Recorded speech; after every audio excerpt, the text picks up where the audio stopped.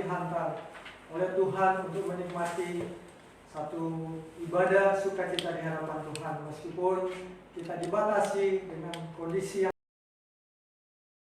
ada, tetapi Tuhan luar biasa baik bagi saudara dan saya. Mazmur 99 ayat 9 berkata, tinggikanlah Tuhan Allah kita dan sujudlah menyembah di hadapan gunungnya yang kudus, sebab kuduslah Tuhan Allah kita.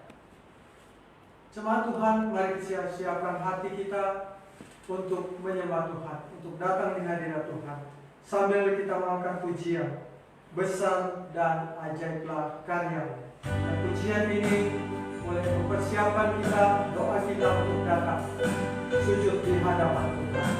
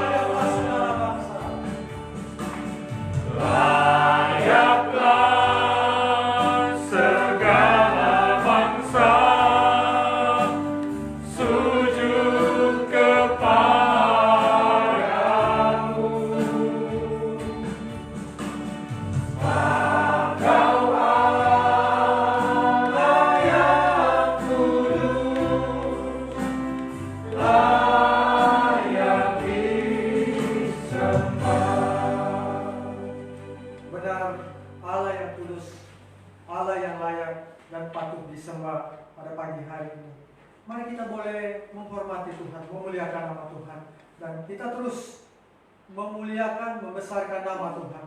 Dijemput kita semua berdiri dan mari kita beri hormat bagi kemuliaan nama Tuhan dengan pujian. Hormat bagi Allah Bapa.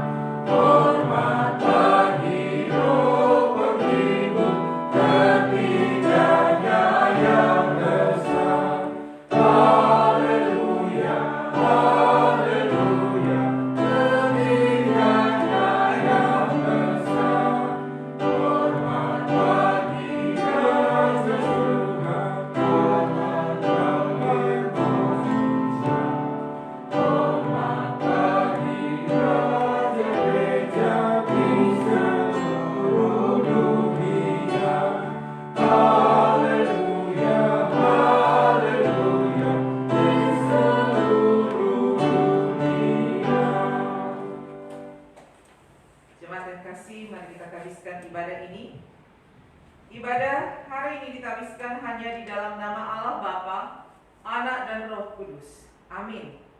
Kasih setia Bapa Surgawi dalam Kristus Yesus melalui perantaraan Roh Kudus senantiasa menyertai kita sekalian. Amin. Jemaat masih tetap berdiri dengan penuh sukacita. Kita hadir di hadapan Tuhan, kita boleh memuliakan nama Tuhan, bersyukur, bersukacita karena keagungan Tuhan. Untuk itu mari bersama-sama kita menyanyikan pujian, satukanlah hati kami.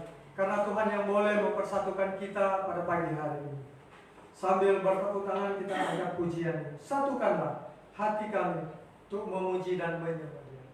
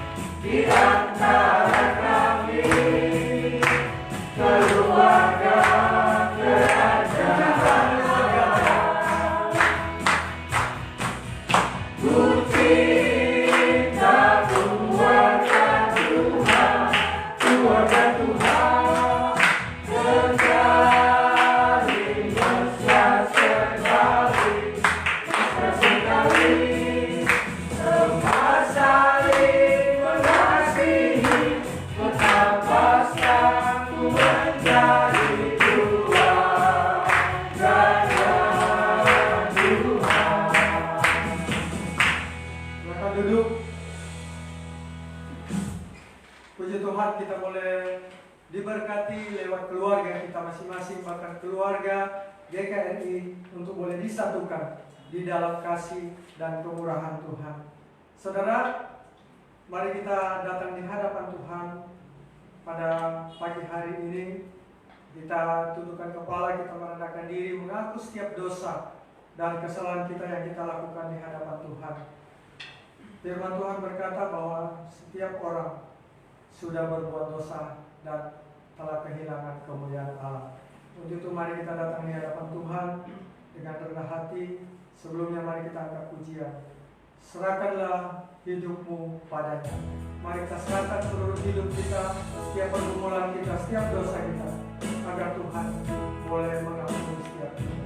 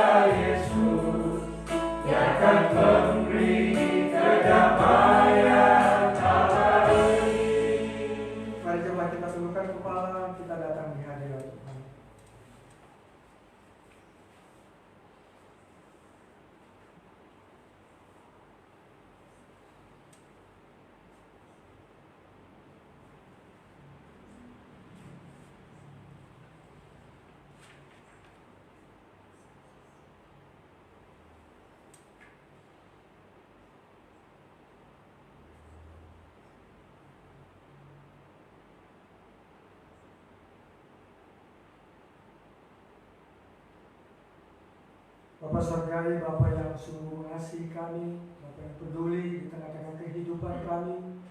Tuhan, kami secara pribadi juga jemaat boleh datang di hadapan Tuhan, mengakui setiap dosa dan kesalahan kami yang sungguh-sungguh seringkali membuat kami terhambat untuk datang di hadirat Tuhan.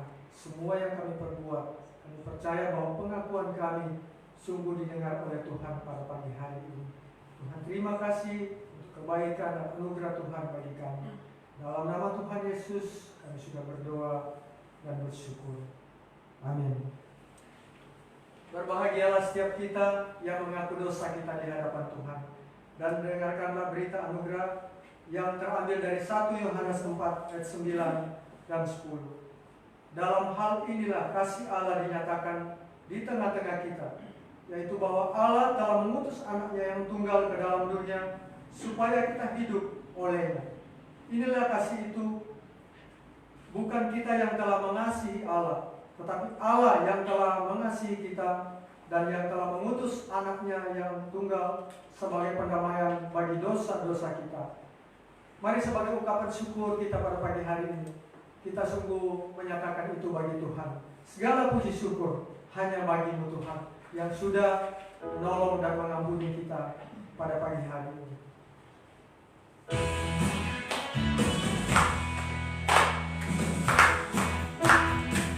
Segala puji syukur hanya bagi kemuliaan Tuhan. Dan penuh sukacita kita datang di hadirat Tuhan pada pagi hari ini.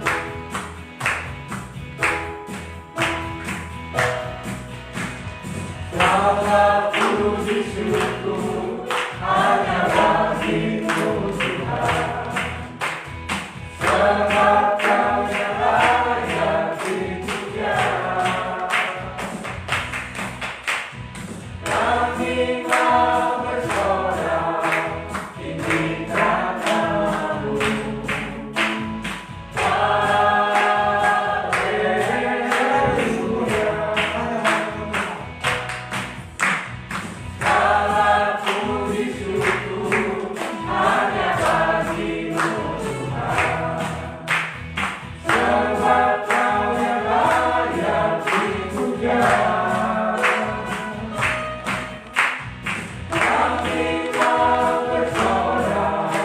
tinggikan Nama-Mu.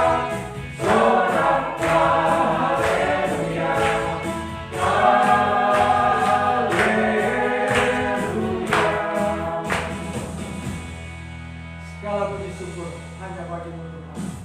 Dan saat ini kita terus bersyukur karena kasih Tuhan terus mengalir di tengah-tengah kehidupan kita. Secara khusus, saudara dan saya pada pagi ini diberikan kesempatan oleh Tuhan untuk boleh dibentuk dengan kebenaran firman Tuhan. Dan mari sebagai persiapan kita sungguh siapkan hati kita boleh mendengarkan dan ditegur dengan firman Tuhan sambil kita mengangkat pujian. Bagi Tuhan tak ada yang mustahil. Dan firman Tuhan akan disampaikan oleh Evangelis Mary Mokal.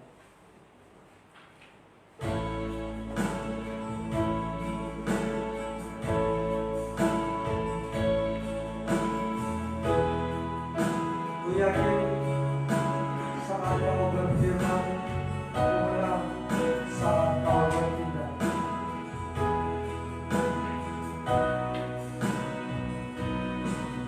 Yakin saat Kau berfirman,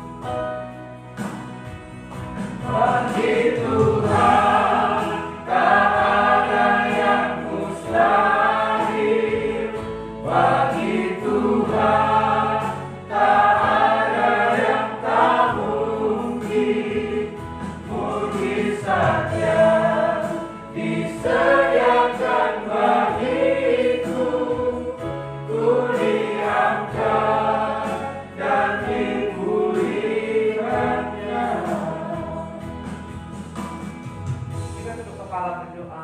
Ya Tuhan, keyakinan kami bahwa di dalam Engkau ada kepastian, ada keyakinan, tidak ada yang mustahil. Di tengah-tengah dunia yang penuh dengan kemustahilan, oleh karena berbagai macam tantangan pergumulan kehidupan, kami hanya bisa berpegang kepada Engkau, pada janji-Mu, pada jaminan yang sudah Tuhan berikan bagi kami semua. Ada perlindungan Tuhan, penyertaan Tuhan bagi kami semua. Untuk itu kami mau Tuhan terus-menerus diteguhkan dengan firman Tuhan, sehingga kami tetap Tuhan punya keyakinan, kepastian, jaminan itu menjadi milik kami. Karena kami punya Tuhan, Allah yang sudah menyelamatkan kehidupan kami. Berkati saat ini Tuhan, kami akan belajar firman-Mu. Tuntun kami semua, tuntun juga hamba-Mu. Biarlah kami semua yang ada di rumah juga yang mengikuti secara online diberikan konsentrasi, menyiapkan hati sungguh-sungguh untuk dituntun dengan firman-Mu. Di dalam nama Yesus Kristus kami berdoa. Amin.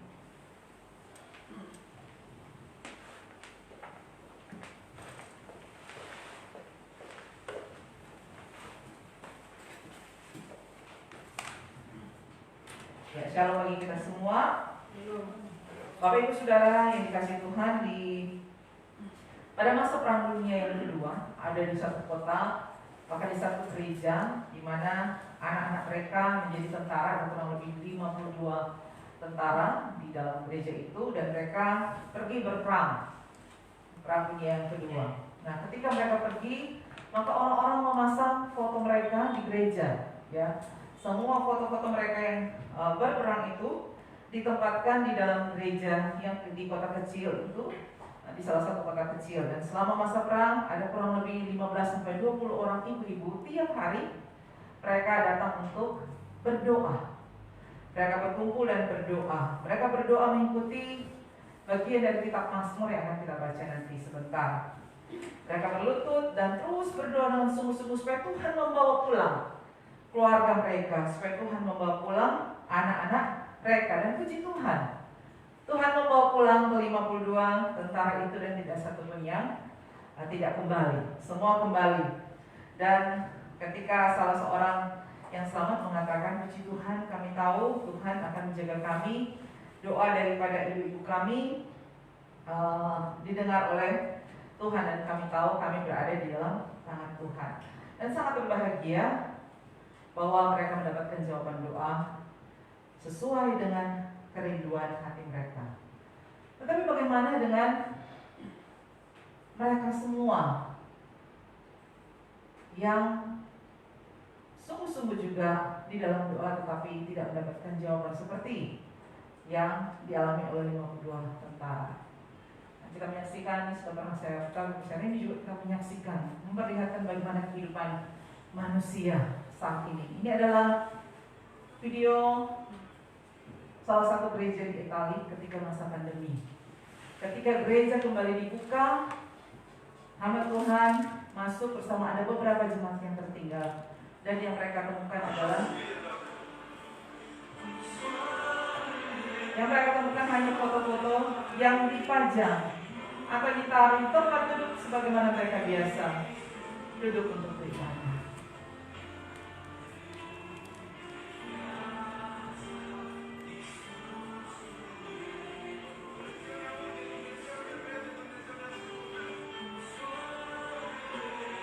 Ini adalah gambaran orang-orang di masa pandemi, mereka menjadi korban, sudah meninggal. Hanya tertinggal foto-foto yang dipajang. Hampir sebagian besar anggota jemaat telah kembali ke panggilan Bapa di surga.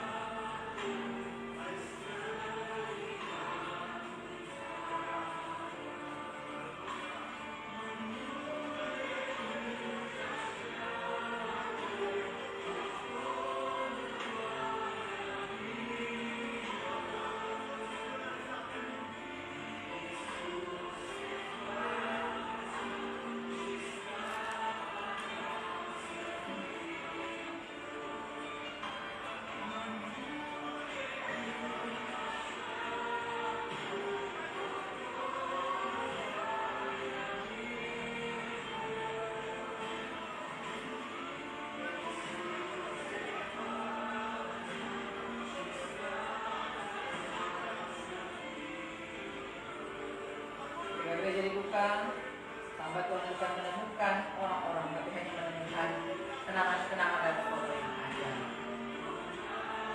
Oke, selesai. Ya Bapak Ibu Saudara, bukankah mereka juga setia beribadah kepada Tuhan? Bukankah juga mereka pastinya orang-orang itu berdoa, banyak orang yang mendoakan, tapi tidak sama seperti yang dialami oleh orang-orang yang mengalami pertolongan Tuhan di masa yang saya sampaikan tadi, para tentara yang berjuang bagi bangsa. Sungguh kontradiktif apa yang dialami.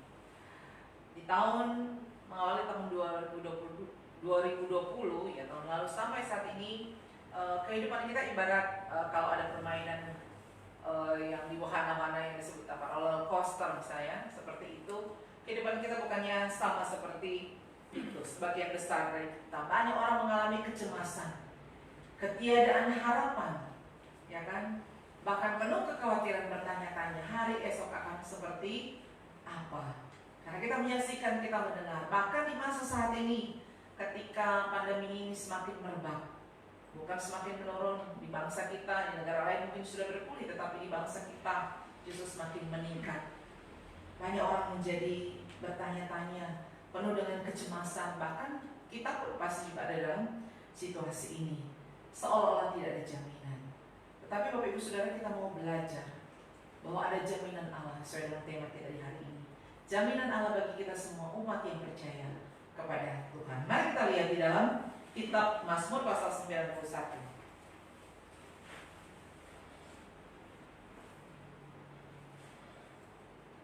Mazmur pasal 91 ayat 1 hingga ayat yang ke-16. Saya akan membacakan bagi kita semua. Mari kita semua menyimak, yang ada di rumah juga menyimak dengan sungguh-sungguh bagian firman Tuhan ini. Dengan judul dalam lindungan Allah. Orang yang duduk dalam lindungan yang maha tinggi dan bermalam dalam naungan yang maha kuasa akan berkata kepada Tuhan, tempat perlindunganku dan kubu pertahananku, Allahku yang kupercayai. Sungguh dialah yang akan melepaskan engkau dari jerat penangkap burung, dari penyakit sampar yang busuk. Dengan kepaknya ia akan menudungi engkau, di bawah sayapnya engkau akan berlindung. Kesetiaannya ialah perisai dan pagar tembok. Engkau tak usah takut terhadap kedahsyatan malam, terhadap panah yang terbang di waktu siang, terhadap penyakit sampar yang berjalan di dalam gelap, terhadap penyakit menular yang mengamuk di waktu petang. Walau 1000 orang berbahan di sisimu dan 10.000 di sebelah kananmu, tetapi itu tidak akan menimpamu. Engkau hanya akan menontonnya dengan matamu sendiri dan melihat pembalasan terhadap orang-orang fasik. Sebab Tuhan ialah tempat perlindunganmu, yang maha tinggi telah kau buat tempat perteduhanmu. Malapetaka tidak akan menimpa kamu, dan tulah tidak akan mendekat pada kemahmu. Sebab malaikat-malaikatnya akan diperintahkannya kepadamu untuk menjaga engkau di segala jalanmu. Mereka akan menatang engkau di atas tangannya, supaya kakimu jangan terantuk kepada batu. Singa dan ular tedung akan kau langkahi. Engkau akan menginjak anak singa dan ular naga. Sungguh, hatinya melekat kepadaku, maka aku akan meluputkannya. Aku akan membentenginya, sebab ia mengenal namaku. Bila ia berseru kepadaku, aku akan menjawab. Aku akan menyertai dia dalam kesesakanku. Aku akan meluputkannya dan memuliakannya. Dengan panjang umur akan kukenyangkan dia, dan akan kuperlihatkan kepadanya keselamatan daripadaku. Demikian bagian firman Tuhan. Ya, sekali lagi merebaknya atau munculnya pandemi ini membuat kita semakin dirundung ketakutan, bahkan kecemasan. Bahkan di beberapa waktu terakhir ini diberlakukan PPKM yang membatasi setiap langkah kita, ya, setiap langkah kita.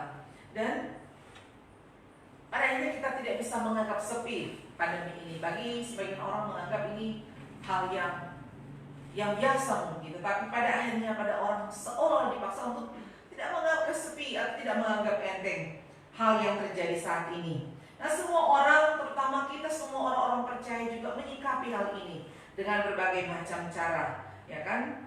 Berbagai macam. Sebagian orang begitu cemas, ya, begitu takut, yang berlebihan. Bahkan sebagian mungkin tampak tenang, dan sebagian lagi tampak acuh-acuh. Kita seringkali merasa kesal kan kalau lihat bertemu orang di jalan, di pusat-pusat keramaian, di pasar, orang pakai masker, cuek, malah asik dengan kegiatannya sendiri dan lain sebagainya.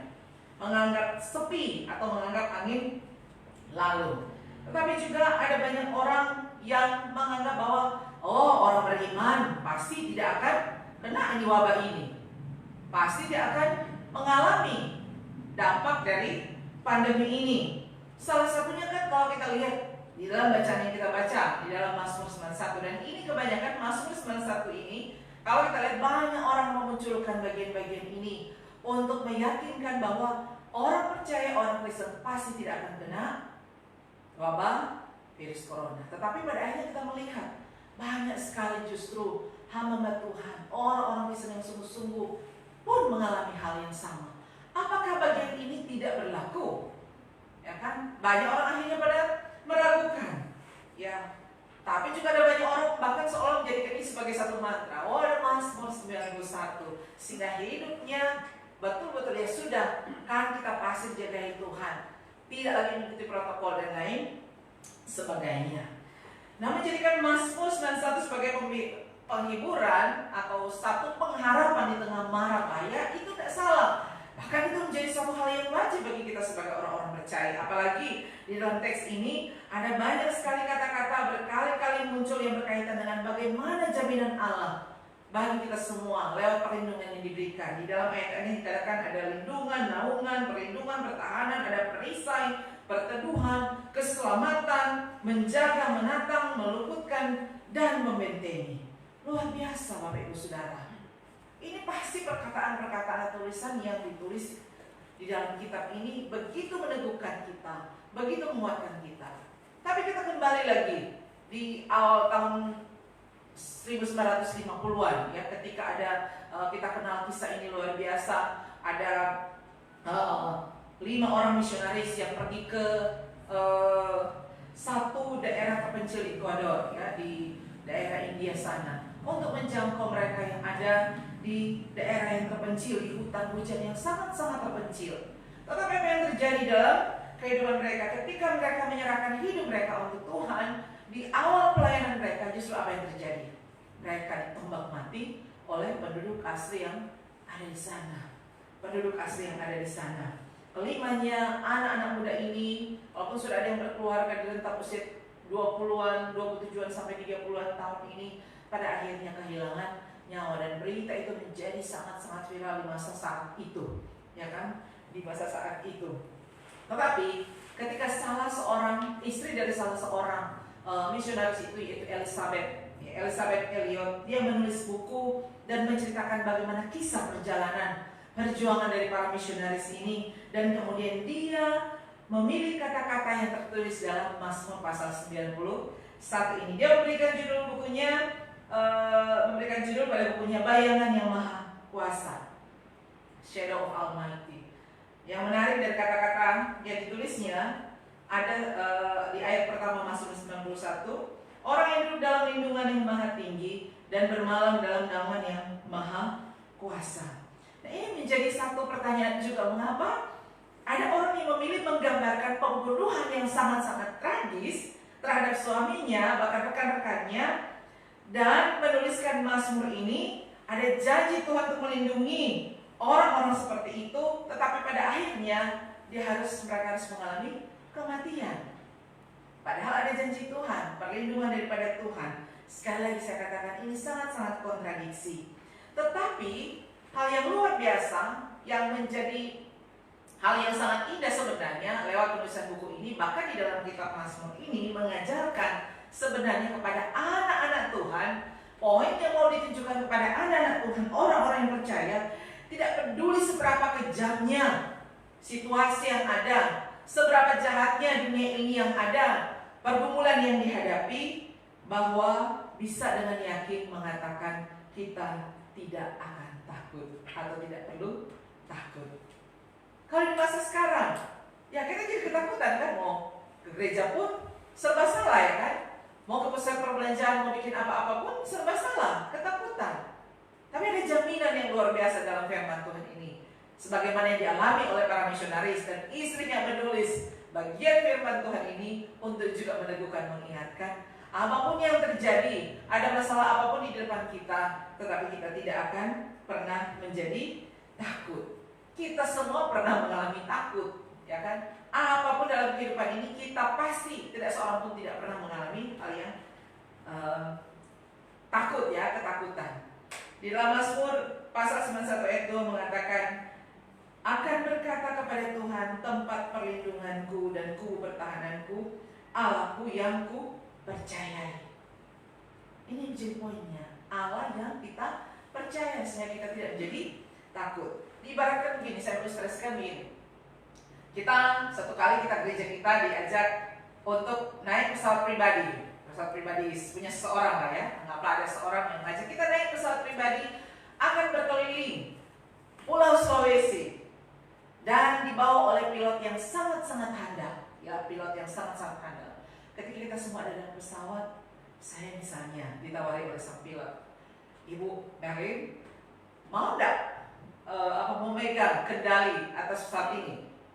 Wah, enggak bisa nih, saya enggak bisa. Tenang, saya akan di samping, saya akan berikan instruksi. Ibu tinggal mengikuti instruksi yang ada dan saya akan menemani. Nah, pasti saya akan senang dong, kapan lagi, apalagi sekarang ada medsos kan, foto dulu, lagi pegang setir pesawat, ya kan, menjadi kopilot lah istilahnya, dan pilotnya ada di samping saya. Saya pasti akan mau, setuju, dengan senang hati. Yang penting saya diberikan instruksi. Yang penting Pak pilot harus ada di samping saya, tidak pernah meninggalkan saya. Dan benar, ya akhirnya saya bisa mengendarakan atau saya bisa membawa pesawat itu, walaupun mungkin hanya sepersekian waktu, ya kan, dengan selamat. Semua penumpang ada dengan selamat. Nah, Bapak Ibu Saudara, di balik cerita ini ada satu kebenaran, ya. Pilot itu bisa mengendalikan, membawa pesawat ini tanpa saya, ya, tanpa Merin, pilot ini tak bisa menerbangkan pesawat ini. Tetapi Merin tidak bisa menerbangkan pilot ini tanpa pesawat ini tanpa sang pilot. Pasti ya kan? Nah, apa yang kita lihat dari kebenaran ini? Bahwa itulah tepatnya ketika kita percaya kepada Yesus Kristus, Allahku yang ku percayai. Itulah tepatnya bagaimana kita mempercayai Kristus di dalam kehidupan kita. Dia bisa melakukan apapun tanpa kita, tetapi kita tidak akan bisa melakukan apapun tanpa Kristus. Tidak seorang pun dapat melakukan apapun tanpa Kristus. Tetapi yang Tuhan bilang apa? Harus mengikuti instruksinya. Nah, harus percaya pada apa yang Dia katakan, bukan percaya pada pikiran kita. Oh, ketika mulai oleh kita, salah tuh, mesti harus begini di setir, ya kan? Mesti harus begini. Kita mungkin harus tekan tombol ini, tapi Tuhan bilang kita harus mempercayai Dia. Sehingga kalau kita kembali ke ayat 2 ini, harusnya ada ketenangan di dalam pikiran kita, karena Tuhan terus-menerus ada. Percaya bahwa Dia ada, mendampingi kita, dan kita juga mempercayakan kehidupan kita ke dalam tangan Tuhan. Sehingga kalau kita lihat di dalam ayat 3, ada daftar bahaya-bahaya yang Mazmur yakini Tuhan akan melindungi. Kalau kita lihat, Dia akan melepaskan dari apa? Jerat penangkap burung, dari penyakit sampar yang mematikan, dari kejahatan malam, terhadap panah yang terbang pada siang hari, penyakit sampar yang mengintai dalam kegelapan, bahkan tidak akan takut akan kehancuran yang menyia-nyiakan di siang hari. Artinya Mazmur menuliskan ada jaminan bagi orang-orang percaya, yaitu perlindungan yang luar biasa.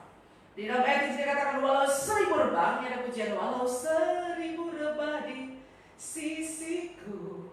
Artinya walau 1000 rebah di sisi kita, 10.000 di sebelah kanan, tetapi itu tidak akan menimpamu. Ada satu keyakinan, ada satu kepastian. Tetapi bagaimana kalau kita menyaksikan juga, atau kita pun mengalami, ya, ketika kita percaya pada Tuhan, tetapi ternyata kita mengalami hal-hal yang buruk di dalam kehidupan ini. Ketika membaca bagian Mazmur ini, berulang-ulang membaca bagian Mazmur ini, kita melihat ternyata ada 2 kali kata penyakit sampar ini dituliskan. Dan orang-orang banyak menyatakan bahwa bagian firman Tuhan ini mengingatkan kita pada penyakit COVID, ya, virus corona yang menimpa kita. Dan di sini ada 2 kali disebutkan penyakit sampar ini, penyakit sampar yang kusut, penyakit sampar yang berjalan di dalam gelap. Dan ini bukan pertama kali sebenarnya terjadi. Di abad tahun 1800-an, 1850 50-an lah. Wabah ini sudah ada di dunia dan terlebih khusus saya menyorot di kota London ya tahun 1800-an.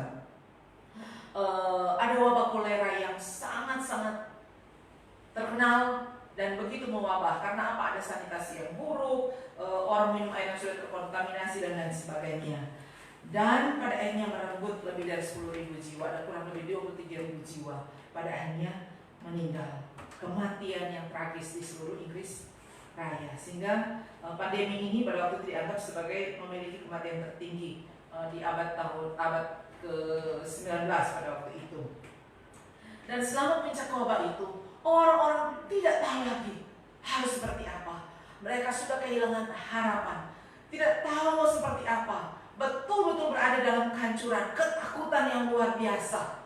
Karena seolah seperti mata pedang yang siap menusuk siapa saja yang tidak kelihatan untuk menghanguskan, membinasakan orang-orang pada masa itu. Harapan sudah tidak ada sama sekali.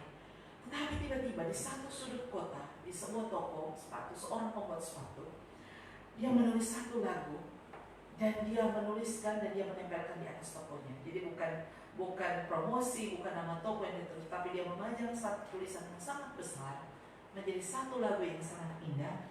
Dan kata-kata yang ditulisnya adalah, sebab Tuhan ialah tempat perlindunganmu, yang maha tinggi telah kau buat tempat perteduhanmu, malah petaka tidak akan menimpa kamu, dan tulah tidak akan mendekat kepada kemahmu.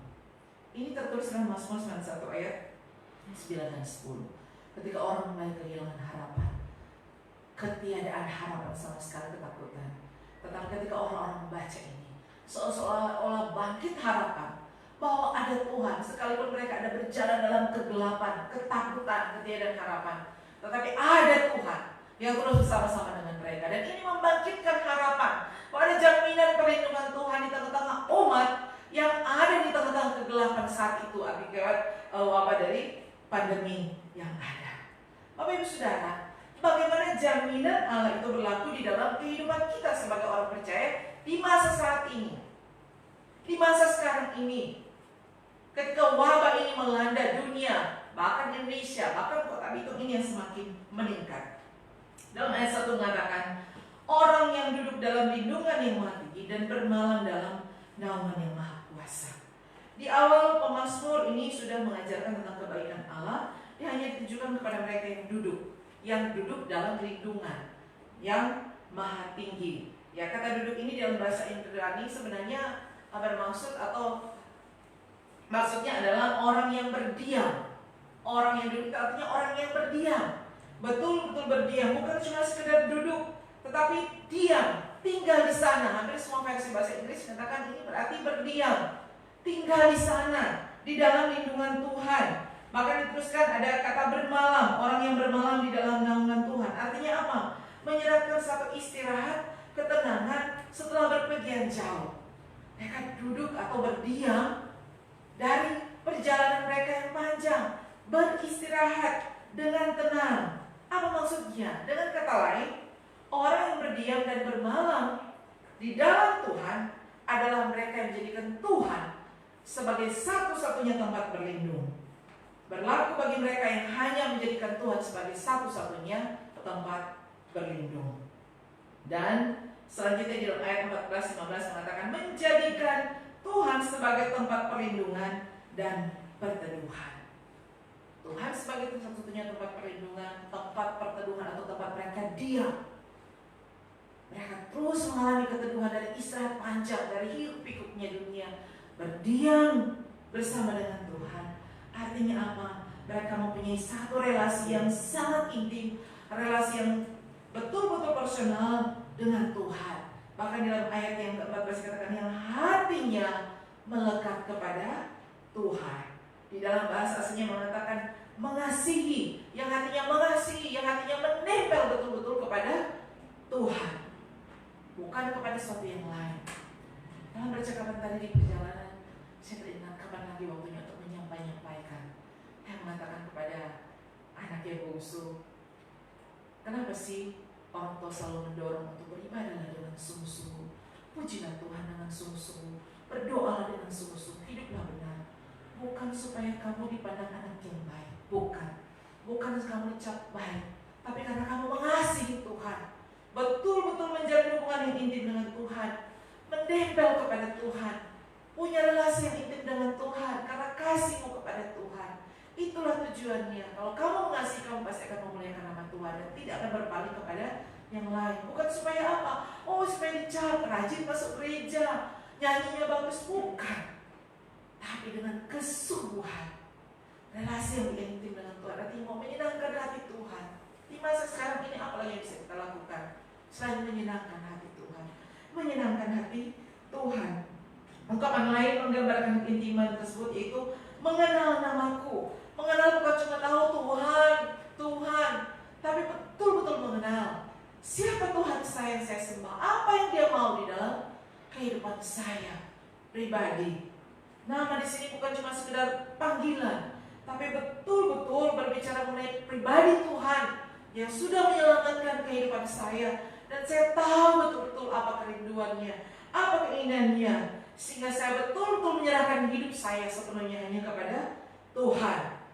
Di dalam ayat yang ke-15 dikatakan berseru kepadaku, berseru kepadaku. Artinya apa? Punya hubungan yang intim lewat doa kepada Tuhan. Ada relasi yang intim dengan Tuhan lewat doa, seruan-seruan kepada Tuhan. Dari ketidakberdayaan, dari ketidakmampuan, keterbatasan dan kelemahan, betul-betul kita sungguh-sungguh bergantung kepada Tuhan. Ada kebergantungan yang sungguh-sungguh kepada Tuhan. Tempat perlindunganku, kubu pertahananku, Allahku yang ku percayai. Betul-betul bergantung kepada Tuhan. Kasih teringat waktu mengantar Abel ke bandara. Ya kan? Ini waktu saya lihat bagian ini di waktu perjalanan itu, iya, harusnya kita seperti ini, umat Tuhan. Dia baru pertama kali melakukan perjalanan sendiri. Kalau dengan orang sebanyak kali naik pesawat, tetapi untuk sendiri belum. Dan kita tahu sebenarnya bagaimana dia. Nah, waktu sudah akan dilepas masuk ke dalam ruangan setelah diurus, dia selalu ulang-ulang. Mau urus akan tuh, mau dampingi, tenang akan dampingi. Tapi ketika di dalam, hanya sendirian. Tapi ingat, kami mengawasi. Dan apa yang terjadi? Waktu Cimeran cari-cari, mana Ku Ian? Waktu Cimeran telepon Ku Ian bilang, tunggu jangan ganggu dulu. Apa maksudnya cari? Ternyata dia ada di sudut yang lain, ada ruangan kaca, ada dibatasi oleh dinding kaca, dan ternyata kaca itu tembus di ruang di counter, ya, counter untuk check-in, Dan apa yang terjadi? Ternyata mereka berdua melakukan komunikasi yang tidak pernah putus. Jadi sepanjang Abel masuk ruangan sampai di depan, pokoknya setiap ada sudut-sudut, mereka tidak putus komunikasi terus sampai depan counter, komunikasi terus. Jadi Uyani mendengarkan suara Abel ketika berinteraksi dengan petugas, dan dia menuntun, harus begini, ditujukan yang ini dan lain sebagainya. Ikuti instruksi saja, kamu pasti akan bisa sampai ke atas. Dan benar, setelah selesai dengan bernafas lega, sudah, kami bernafas lega. Mau kemana? Kami tuntun ke sana, bukan, harus ke arah sana. Oh, oke, jalan. Memang dia sukses. Pokoknya kalau di dalam dia mau video call terus, ternyata bisa video call, jadi cuma telepon terus. Itu terus sampai perjalanan sampai di atas, dan betapa leganya dikatakan dia sudah ada di atas pesawat, tidak pernah mati. Nah, setelah ada di atas pesawat, lepas ya komunikasi, tidak bisa lagi berkomunikasi, sudah diserahkan ke dalam tangan Tuhan. Setelah turun, baru kita berhubungan lagi ya. Dan puji Tuhan, di depan pintu pesawat dijemput oleh saudara yang memang kerja di bandara. Jadi puji Tuhan, pas buka pintu pesawat, dia sudah menunggu di depan.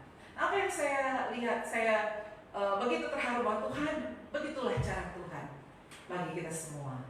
Tuhan bukan membiarkan kita. Tuhan mengatakan bahwa ya, Dia adalah kubu pertahanan perlindungan kita.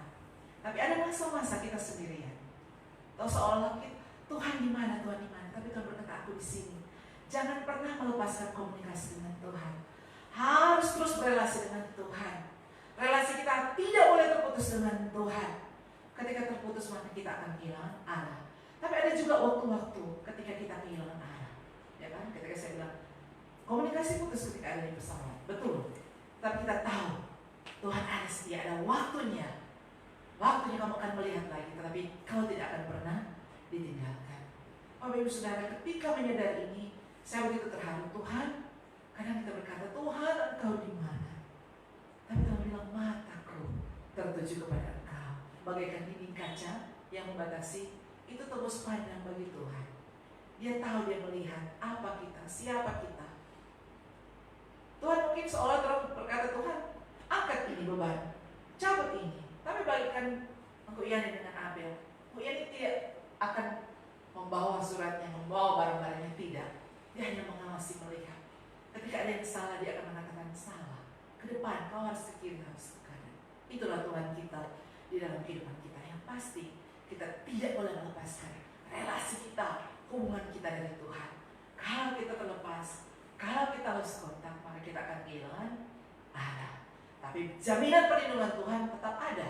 Ada waktu kita merasa sendiri, tidak berdaya, tapi Tuhan tetap ada. Dan berikutnya, kalau tadi kita harus melekat kepada Tuhan, tidak relasi tidak boleh terputus pada Tuhan.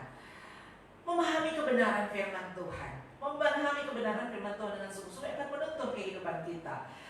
Kita ingat kisah pencobaan Tuhan Yesus di padang gurun, ya kan? Iblis menyampaikan 3 hal yang disampaikan di dalam kitab Lukas. Ada satu bagian, di ketinggian iblis mengutip kitab suci dengan mengatakan, membuat supaya Tuhan, kalau Tuhan anak Allah punya kuasa, melompat, ya kan? Melompat. Nah, ini dikutip dalam Mazmur 91 ayat 11. Sebab malaikat-malaikatnya akan diperintahkan kepadamu untuk menjaga engkau di segala jalanmu. Mari kita ingat bagian ini, di segala jalanmu.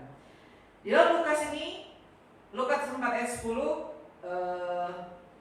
Iblis mengatakan, karena ada tertulis, dia akan memerintahkan malaikat-malaikatnya tentang kamu untuk menjaga kamu. Kita melihat ada bagian yang hilang dari kutipan Iblis ini, yaitu dia tidak menyertakan di segala jalan. Jalannya siapa? Di segala jalan. Artinya apa? Di segala jalan-jalan Tuhan. Betapa pentingnya kita memahami bagian ini. Iblis sering kali memutarbalikkan fakta, kebenaran firman Tuhan, sehingga kita kadang-kadang terikut. Tetapi di bagian kitab Mazmur ini dengan jelas, dia tidak mengutip bagian di segala jalan Tuhan. Sehingga kita melihat bagaimana sikap Yesus ketika dia ditantang oleh iblis, ya kan, dicobai oleh iblis. Apakah Yesus mengikuti? Tidak, karena dia tahu segala jalan itu jalannya siapa? Jalannya Tuhan, jalannya Bapaknya. Kalau Tuhan mau saja kan, enteng-enteng saja, ikut aja, kita punya kuasa menunjukkan. Tetapi apa yang terjadi bagi Yesus? Yang terpenting bukan perlindungan bagi dirinya. Ada malaikat kok yang siap menantang dia. Bukan perlindungan bagi dirinya, tetapi penggenapan rencana Allah bagi dia dan bagi umat Tuhan. Sekalipun dia harus menderita. Untuk apa? Memperoleh perlindungan dari malaikat-malaikat Allah, pasukan Allah. Tetapi rencana Allah gagal dalam kehidupannya. Dan pasti kegagalan yang terbesar bagi kita umat manusia. Kegagalan terbesar bagi umat manusia. Dan bukankah perlindungan Allah itu harusnya ditujukan untuk menggenapi rencananya di dalam kehidupan kita, Bapak Ibu Saudara yang dikasih. Artinya apa? Jika kelepasan di dalam rencana Allah, maksudnya di dalam penggenapan rencana Allah, ketika kita berdoa, memohon Tuhan melepaskan kita dari mara bahaya, tetapi Tuhan mengizinkan itu terus berlaku dalam kehidupan kita, dan kita berkata Tuhan tidak adil, Tuhan tidak mengasihi kita. Tetapi rencana Tuhan yang luar biasa ternyata ada di dalam kehidupan kita yang kita tidak mengerti. Nanti setelah terjadi baru terbilang, iya, memang Tuhan berencana yang luar biasa. Coba kalau kita tidak ikut, coba kalau kita berbalik, coba kalau kita ini itu. Rencana Tuhan luar biasa. Intinya, baik hidup atau mati, baik atau buruk di dalam kehidupan kita, kalau itu untuk mengenapi rencana Tuhan, sebagaimana Kristus yang terus mengenapi rencana Allah, bukankah kita harusnya mengikutinya, turut pada kehendaknya, turut pada apa yang Tuhan mau. Seperti satu kisah nyata seorang anak muda, ya kan? Dia pertama hidup mengorat-ngarit, tapi kemudian dia hidup berkenan kepada Tuhan. Dia pikir saya hanya untuk Tuhan. Dia ditertawakan, dia dihina. Tapi di akhir hidupnya, ketika ditantang oleh penjahat, kamu kan anak Tuhan, coba kamu menyangkal Tuhan. Tapi dia bilang tidak, saya tidak akan menyangkal Tuhan. Dan dia ditembak dan dia mati. Sebagian orang mengatakan dia mati sia-sia. Tapi apa yang terjadi? Kematiannya justru membangkitkan banyak orang lebih mengenal siapa dia. Kenapa dia hidup seperti itu? Karena ada Tuhan Yesus. Karena Tuhan Yesus. Rencana Tuhan digenapi di dalam hidupnya. Walaupun bagi sebagian orang Tuhan tidak melindungi dia. Bapak Ibu Saudara, mari kita kembali kepada kisah yang saya sampaikan tadi mengenai Elizabeth Elliot, ya, kisah istri dari para misionaris dan istri yang menuliskan kisah tentang kehidupan mereka, bahwa ketegangan di dalam memahami rencana Tuhan, perlindungan Tuhan dalam kehidupan mereka pastinya ada, ya kan? Pastinya ada. Dia tahu bahwa jaminan perlindungan Tuhan tidak akan menghalangi penderitaan dan kematian di dalam hidup ini, dan itu sudah dialami oleh dia. Nah, bukunya yang dia tulis itu menceritakan dengan jelas bagaimana suami dan rekan-rekannya mau memberitakan Injil, tapi pada akhirnya mereka meninggal. Tetapi apa yang terjadi? Apakah dia mundur? Justru dia kembali, dan bukan hanya dia, membawa istri-istri dari para misionaris itu dan juga anak-anak mereka. Apakah dia seolah menghadap maut? Dia ketakutan pastinya, tetapi dia setia kepada panggilan Tuhan bagi suaminya, dan dia mau meneruskan panggilan itu untuk kembali. Dia tahu bahayanya pastinya, pasti.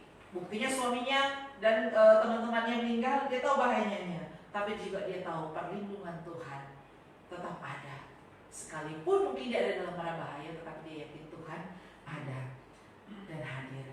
Bagi kita sebagian orang percaya terlalu mudah untuk mencari perlindungan pada sesuatu yang di luar Tuhan. Sangat menggoda untuk mempercayai pada keamanan secara finansial, mungkin pada jabatan, pada kekuasaan, pada tubuh yang kuat ini juga pastinya, ya kan? Sangat sering kita tergoda untuk mempercayai itu. Alih-alih kita percaya kepada Tuhan. Tetapi Alkitab memberitahu kita, Bapak Ibu Saudara, bahwa perlindungan yang utama itu adalah tangan Tuhan. Perlindungan yang paling utama adalah tangan Tuhan. Ada banyak saksi-saksi Injil yang menyatakan sekalipun mereka ada di dalam mara bahaya, tapi mereka tetap teguh di dalam Tuhan. Sekalipun bagi orang lain Tuhan seolah membiarkan mereka, tapi mereka tahu mereka sedang berteduh di bawah kaki salib Tuhan. Bahwa ada firman Tuhan yang akan menuntun mereka. Bahwa firman Tuhan itu ya dan amin yang akan menuntun kehidupan mereka, sehingga mereka tidak takut. Bukan berarti kita menghadap bahaya. Oh, karena saya tidak takut maka saya menghadap bahaya. Pergi jadi pasar nggak pakai masker, jalan sana sini, bukan seperti itu. Tapi kita melakukan bagian kita sambil kita percaya kepada Tuhan, dan Tuhan akan mengaruniakan bagian itu bagi kita, perlindungan itu bagi kita, ketika kita mencari persekutuan dan rindu untuk senantiasa diam bersama-sama dengan Tuhan, berteduh di bawah kepak sayapnya yang kuat, yang kokoh, mengasihi dan mengutamakan Dia di saat teror kehidupan kita. Punya relasi yang sangat intim dengan Tuhan. Jangan pernah melepaskan relasi komunikasi kita dengan Tuhan. Ada waktu kita kehabisan kuota data, ya wifi, apa? Kelelahan, kekecewaan. Tapi jangan pernah kehilangan itu. Tetap ada di dalam Tuhan, dan pastikan bahwa segala sesuatu yang kita buat karena cinta saya untuk Tuhan, karena kasih saya untuk Tuhan yang sudah mengasihi saya. Sehingga apapun yang terjadi dalam kehidupan kita, kita semua rentan terkena paparan COVID-19. Ya kan, sudah banyak hamba Tuhan yang sudah berpulang, yang masih tetap berjuang untuk beroleh kesembuhan. Kita semua rentan, tapi kita tidak pernah takut, karena kita punya Tuhan yang ada bersama-sama dengan kita. Apapun yang terjadi dalam hidup ini, kita tetap percaya bahwa Tuhan, Allah kita, perlindungan kita yang menjamin kehidupan kita. Tuhan memberkati kita semua. Mari kita berdoa. Tuhan, terima kasih. Jaminan itu sungguh luar biasa, Tuhan. Di tengah dunia yang penuh ketidakpastian, Tuhan itu pasti, ya dan amin. Di tengah ketakutan, Tuhan memberikan kami pengharapan dan penghiburan.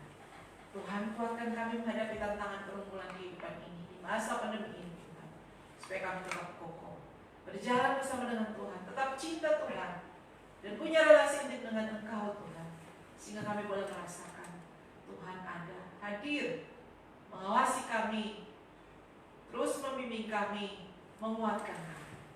Tuhan tolong kami semua, umat-Mu, kami jemaat-Mu Tuhan, untuk tetap kokoh Tuhan, percaya dan bersandar kepada Tuhan. Terima kasih Tuhan, apapun yang terjadi dalam hidup kami percaya Engkau ada, Engkau baik, rahmat baik dalam hidup kami. Di dalam nama Yesus Kristus kami berdoa. Amin.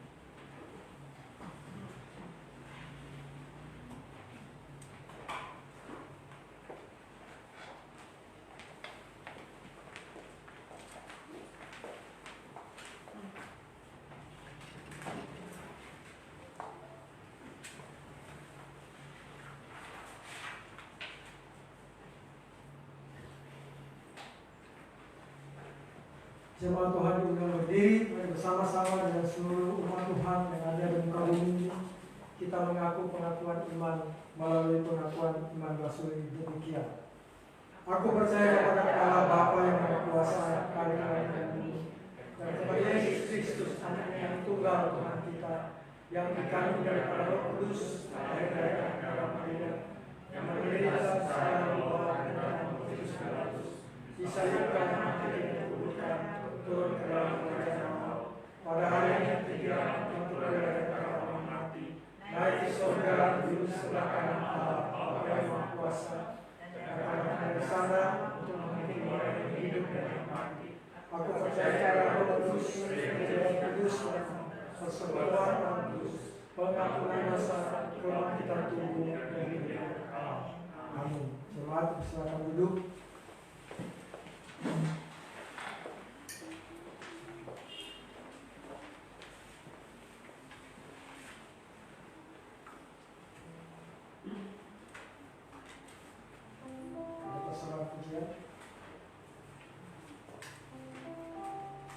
Jemaat Tuhan, kita menyatakan syukur kita dengan memberikan persembahan untuk pelayanan kita pada pagi hari ini. Dan mari sementara persembahan dijalankan, kita angkat pujian, Tuhan Yesus baik, sungguh amat baik. Sambil bertepuk tangan dengan kita pujian lagi.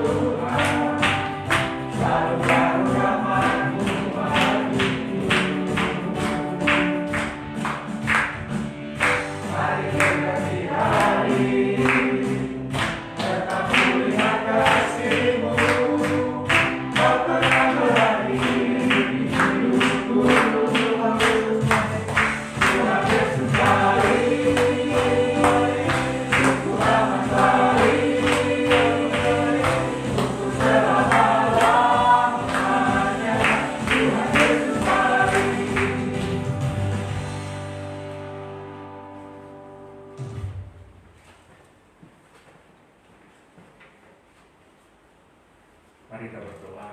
Benar Tuhan, Engkau sungguh baik, sangat baik bagi kami di dalam kehidupan ini. Kalau kami boleh ada hingga hari ini, itu karena kemurahan Tuhan semata. Kalau kami tetap terundang untuk boleh berelasi dengan Tuhan dalam persekutuan, terima kasih Tuhan, itu juga karena kemurahan Tuhan. Terima kasih kami memuji dan memuliakan Engkau, Allah yang besar, Allah yang memberikan jaminan bagi kami, jaminan perlindungan bagi kami.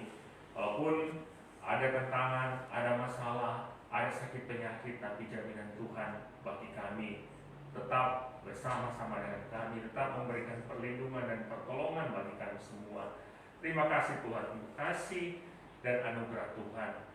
Terima kasih untuk firman-Mu yang sudah disampaikan oleh hamba-Mu. Tuhan memberkati firman-Mu itu teguhkan bagi kami, untuk kami tidak takut menghadapi hari-hari ini, hari-hari ke depan, karena Tuhan bersama-sama dengan kami. Tuhan menyertai kami di situasi apapun kami, di saat sukacita, terlebih di saat menghadapi pergumulan dan tantangan hidup.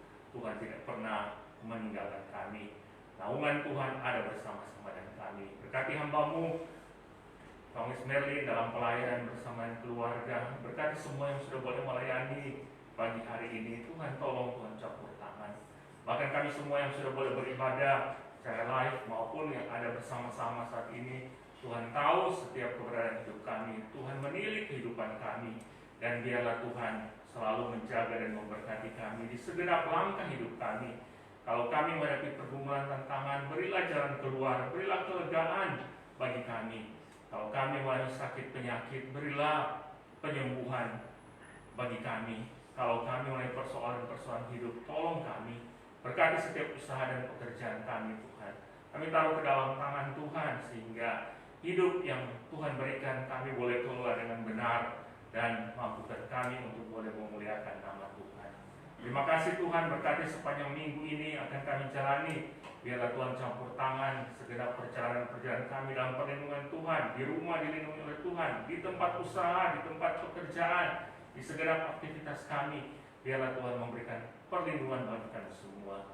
Terima kasih Tuhan. Berkati gereja ini dalam pelayanan boleh terus menjangkau setiap jemaat, bahkan menjangkau banyak orang bagi Kristus. Kami menyerahkan ke dalam tangan Tuhan. Bahkan bersama-sama dengan bangsa dan negara kami terus menggumuli bangsa ini Tuhan di situasi pandemi ini. Tuhan tolonglah, pilihlah bangsa kami, mumpuni bangsa kami, dan biarlah Tuhan pulihkan dari pandemi ini Tuhan. Berkati setiap pemerintah yang Tuhan tempatkan untuk boleh mengatur, mengelola bangsa ini. Berikan hikmat bijaksana, berikan kekuatan bagi mereka untuk boleh menjalankan setiap apa yang harus mereka lakukan bagi pemulihan bangsa ini, bagi kemajuan bangsa ini. Berkati Presiden, Wakil Presiden, dan aparat yang ada. Hingga di Provinsi Sulawesi Utara kami serahkan dalam tangan Tuhan. Hingga di Kota Bitung kami serahkan ke dalam tangan Tuhan. Hingga di Kelurahan Paten 2 tempat gereja ini ada. Bahkan di tempat-tempat kami tinggal Tuhan, kami serahkan ke dalam tangan Tuhan. Pulihkan, lawatlah Tuhan. Berkati pemerintah yang ada, kami taruh ke dalam tangan Tuhan.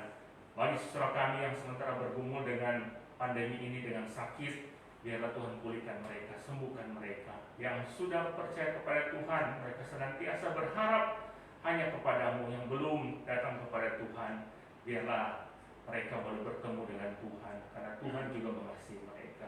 Berkati tenaga medis Tuhan, kami taruh ke dalam tangan-Mu. Di tengah-tengah setiap pelayanan mereka ditolong oleh Tuhan, kami taruh ke dalam tangan-Mu. Kami boleh melewati pergumulan akan pandemi ini hingga boleh selesai. Kami boleh mendapatkan kelegaan karena Tuhan bersama-sama dengan kami. Terima kasih Tuhan, terpujilah Engkau. Kami percaya kepada-Mu. Kami bersyukur Tuhan terus memberkati kami dalam hidup ini Tuhan, untuk jalaninya, dan kami boleh memberikan persembahan. Berkati Tuhan setiap persembahan yang kami berikan di ibadah hari Minggu ini, di kehidupan kami, persembahan persepuluhan, persembahan syukur, bahkan persembahan hidup kami untuk Tuhan. Biarlah Tuhan berkati, kuduskan semuanya itu. Terima kasih Tuhan, terpujilah Engkau. Kami menyerahkan ke dalam tangan Tuhan. Berkati gedung gereja ini, berkati setiap sarana yang ada, berkati kerinduan-kerinduan gereja ini ke depan, dijawab tepat pada waktu Tuhan. Ini doa kami, ini syukur kami, yang kami bawa hanya dalam nama Tuhan Yesus Kristus yang sudah mengajar kami berdoa. Bapa kami, kami di surga, dikuduskan namamu, kerajaan-Mu, surga, karena kami pada hari ini hanya secukupnya, berikan segala sesuatu kami, berikan semua kepada kami, jangan percobaan, dan lepaskan kami dari jahat, karena Kau kerajaan, kuasa, kemuliaan sampai selama-lamanya. Amin.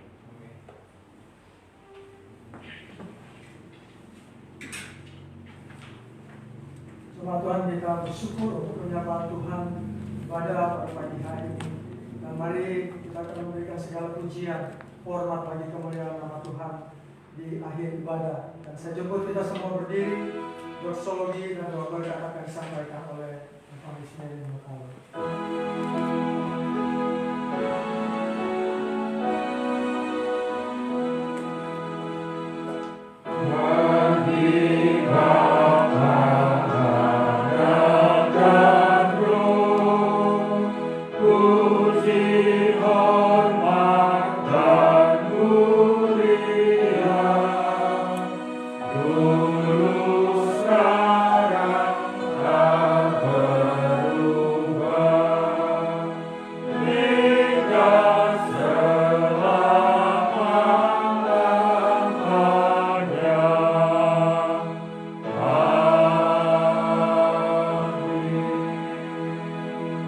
Jemaat yang dikasih dalam Tuhan, marilah kita mengingat bagian firman Tuhan yang tertulis dalam kitab Mazmur 46 ayat 2. Allah itu bagi kita tempat perlindungan dan kekuatan, sebagai penolong dalam kesesakan, sangat terbukti. Marilah kita terus mengingat kasih, perlindungan, pertolongan Tuhan dalam hidup kita, dan akhirnya pergilah dengan sejahtera dan terimalah berkat Tuhan.